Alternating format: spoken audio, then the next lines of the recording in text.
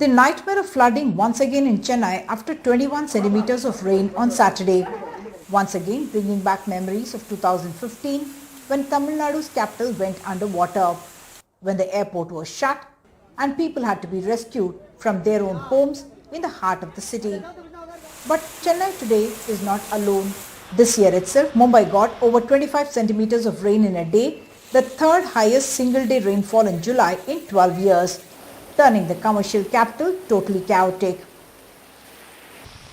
On September 1, Delhi received over 11 centimeters of rain, a 19-year high for the month and nearly 1600% more than normal. Hyderabad has been witnessing cloudbursts and microbursts or intense rainfall over a small area more frequently, like in October last year and again last month, turning roads into rivers where vehicles were carried away at high speeds by the waters.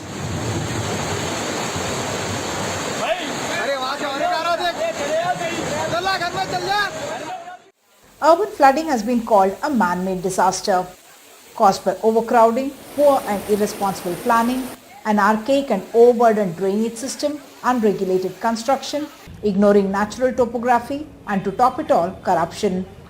And now climate change is bringing it all home. The climate crisis is in our homes. UNEP's emissions gap report is clear. We have 8 years to halve climate warming emissions. No country is doing nearly enough. This is serious. This is existential. But this can be solved. We can still get the job done.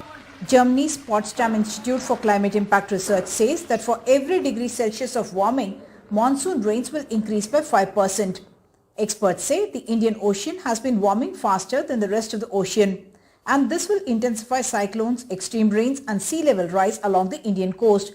We already see a 50% increase in Arabian Sea cyclone and threefold rise in extreme rains causing floods. A United Nations Weather Agency report estimates that in 2020, India has suffered annual loss of about $87 billion from extreme weather events like tropical cyclones, floods and droughts, including loss of lives and livelihood, infrastructure and ecosystems. Cyclone Amphan, one of the strongest cyclones ever recorded that hit West Bengal and Odisha in May 2020, is estimated to have affected 1.36 crore people and cost $14 billion damage. As the UN Executive Director said, climate change is not a problem of the future. The climate crisis is already inside urban homes and the poor and most vulnerable are already paying a price for it. It's a code red for humanity. With camera person Nagaraju, Uma Sudhir, NDTV.